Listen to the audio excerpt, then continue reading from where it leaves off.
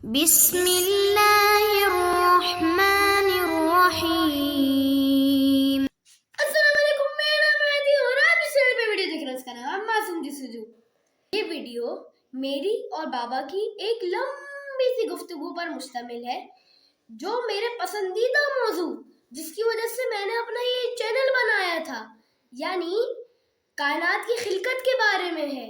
اس میں ہم بات کرتے ہیں کہ جیسا کہ مادہ پرست کہتے ہیں، دنیا کو کسی نے نہیں بنایا، مادہ تبدیل ہو کر یہ ساری صورت اختیار کر لیا۔ چونکہ یہ ویڈیو بہت لمبی ہے تو ہم نے آپ کی آسانی کے لیے کہ کہیں آپ بور نہ ہو جائیں، ہم نے اس کو مختلف پارٹس میں تقسیم کر دیا ہے۔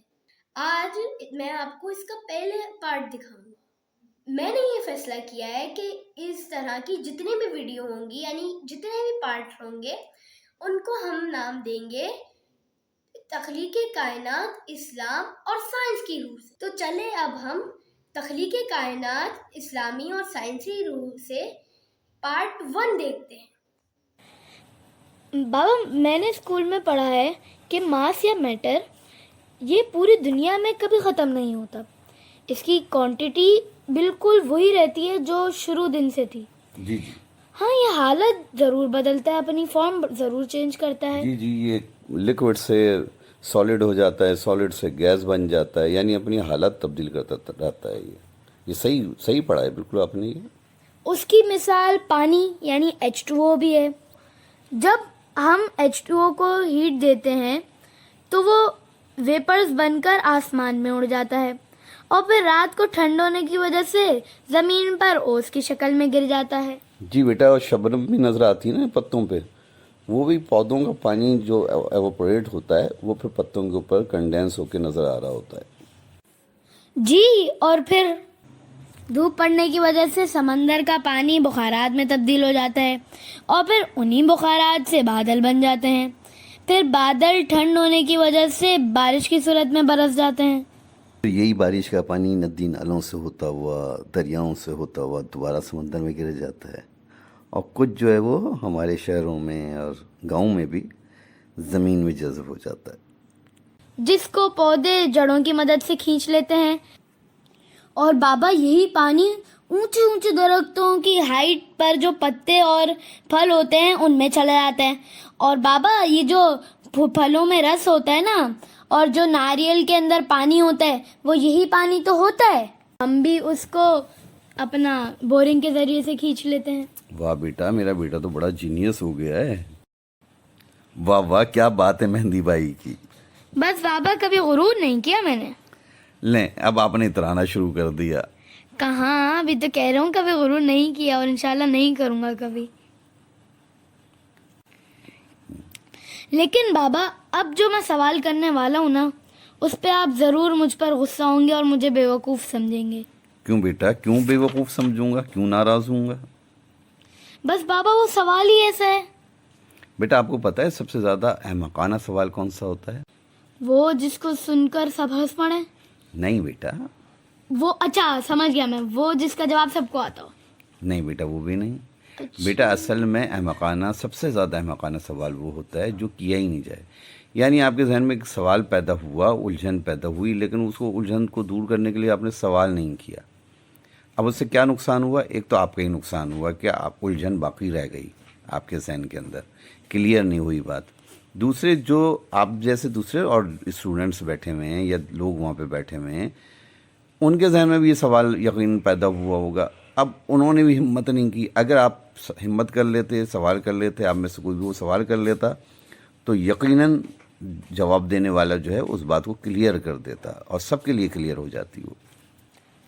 اچھا، تو پھر سنیں، جب ہم جانتے ہیں کہ یہ زمین، یہ چاند، یہ سورج، یہ کیڑے، یہ مکوڑے، یہ جانور، اور یہاں تک کہ انسان بھی ماس اور میٹر سے بنے ہوئے ہیں، تو ایسا بھی تو ہو سکتا ہے کہ یہ جانور ایک سیل کے ہوں، پھر ایک سیل سے 2 سیل کے بن گئے ہوں، پھر 2 سیل سے کئی سیل میں تبدیل ہو گئے ہوں، اور پھر اس سے چھوٹے کیڑے مکوڑے، پھر چھوٹے کیڑے مکوڑوں سے بہت بڑے بڑے جانور بن گئے، اور انہی میں سے ایک بندر بھی تھا۔ تو بندر آگے یعنی کئی سالوں کے بعد انسان میں تبدیل ہو گیا ہو، اور ویسے ہی چھوٹے چھوٹے پودے بڑے بن گئے اور ان سے بڑے ہو کر بڑے بڑے تناور درخت بن گئے جو ہم دیکھتے ہیں. اور ویسے ہی چھوٹے چھوٹے پتھر بڑے پتھر بن گئے اور ان پہ ریت جمتی گئی اور پھر وہ پہاڑ بن گئی. اور کئی اربوں خربوں سال کے بعد جو دنیا ہم دیکھ رہے ہیں وہ دنیا بن گئی. سوری میں آپ کی بات کاٹ رہا ہوں بیٹا. اس کا مطلب ہے آپ یہ کہنا چاہ رہے ہیں کہ دنیا جو ہے وہ اللہ نے نہیں بنائی ہے. وہ جیسے مادہ پرستوں کا کہنا ہے نا کہ وہ مادہ ہی تبدیل ہو کے یہ صورت اختیار کر گیا. دیکھا میں نے کہا تھا نا, آپ ناراض ہونے لگ گئے. ارے بابا میں ناراض نہیں ہو رہا, میں تو آپ کے سوال کی وضاحت چاہ رہا ہوں کہ آپ یہ کہنا چاہ رہے ہیں کہ مادہ ہی تبدیل ہو کے بن گیا, اس کو کسی خدا نے نہیں بنایا. جی میں یہی کہنا چاہ رہا ہوں. معاف کیجیے گا بیٹا, قط کلامی ہو رہی ہے. ایک ایسی چیز جس میں شعور ہی نہیں ہے وہ اتنے باشعور لوگوں کو کیسے پیدا کر سکتی ہے. دوسری سائنس خود کہتی ہے, بلکہ یہ نیوٹن کا لا آف موشن ہے, کہ جب تک کسی چیز پہ فورس اپلائی نہیں کی جائے وہ حرکت نہیں کر سکتی. یعنی کسی چیز کو حرکت دینے کے لیے وہاں پہ فورس کا ہونا ضروری ہے, انرجی کا ہونا ضروری ہے. تو اگر مادہ اس طرح تبدیل ہو کے چیزیں خلق کر رہا تھا, حالانکہ اس میں شعور نہیں تھا, وہ کس کے کہنے پہ اور کس کی ہدایت کے طور پہ یہ سب کر رہا تھا. دوسرے اس سے پہلے کون سی فورس موجود تھی اور اس کو انرجی کہاں سے مل رہی تھی جو وہ تبدیل ہو رہا تھا اور کائنات کو خلق کر رہا تھا. یہ چیزیں یہاں پہ سوالات ہیں نا.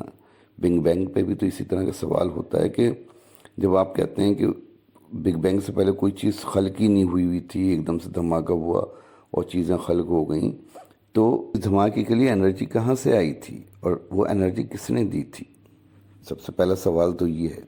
پھر دوسرے, جب بگ بینگ ہوا اس وقت کوئی چیز موجود نہیں تھی, مگر بگ بینگ ہو گیا, تو اب جب ساری چیزیں موجود ہیں دوبارہ بگ بینگ کیوں نہیں ہوتا؟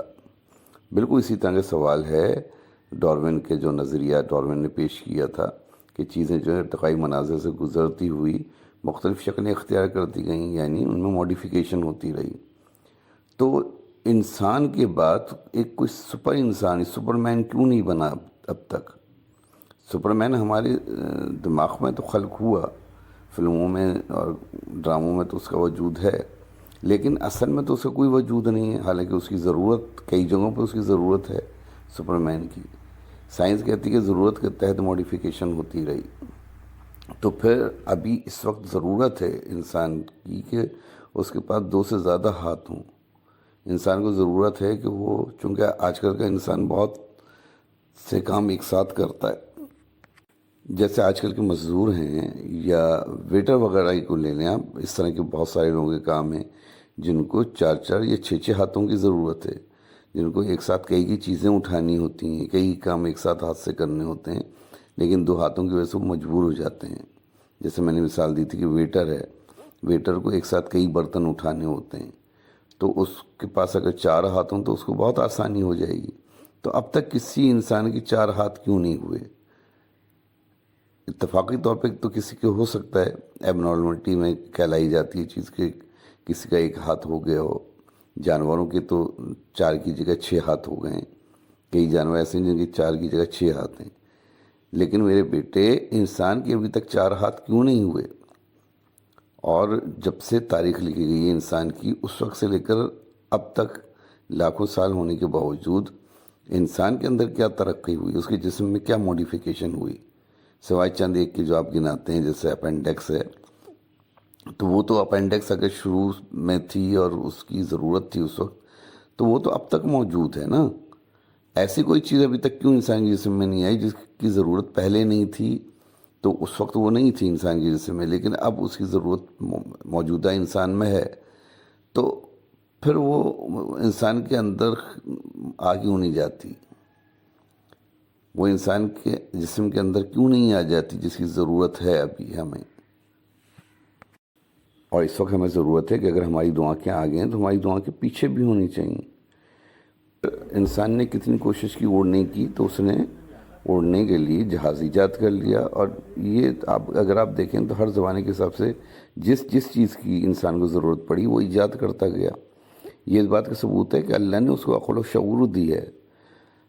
اگر مادہ یہ سب کر رہا ہوتا تو پھر انسان ایجاد نہیں کر رہا ہوتا, بلکہ مادہ یہ سب کام کر رہا ہوتا. جیسے اگر فرض کرو انسان کوشش کر رہا تھا اڑنے کی اور اس کو اڑنے کی ضرورت تھی، اس کو فضاؤں میں جانے کی ضرورت تھی، تو مادہ اس میں پر پیدا کر دیتا. انسان پروں کے ذریعے جس طرح پرندے اڑتے ہیں، انسان بھی اس طرح اڑنا شروع کر دیتا. یہ جس طرح میں نے کہا کہ 2 آنکھیں آگے ہیں تو 2 آنکھیں پیچھے بھی ہونی چاہیے، بجائے کیمرے وغیرہ فوری طور پر ایجاد کرنے کے. انسان کے اندر کچھ ایسی صلاحیتیں پیدا ہو جاتی ہیں کہ وہ پیچھے بھی دیکھ رہا ہوتا، آگے بھی دیکھ رہا ہوتا، دائیں بھی دیکھ رہا ہوتا، اس کو گردن گھمانے کی ضرورت نہیں ہوتی. ایک ہی وقت میں وہ چاروں طرف دیکھ رہا ہوتا، جس طرح ایک کیمرہ آج کل CCTV کیمرے دیکھ رہے ہوتے ہیں. جب آپ غور کریں گے تو آپ کو اس سوال کا جواب بھی مل جائے گا کہ انسان میں ابھی تک ماڈیفیکیشن کیوں نہیں ہوئی، انسان بہتر سے بہتر جسم کیوں نہیں اختیار کرتا گیا. یہ آپ نے ملاحظہ فرمایا اس ویڈیو کا پہلا حصہ، اور دوسرا حصہ جلد نشر کیا جائے گا. اللہ حافظ.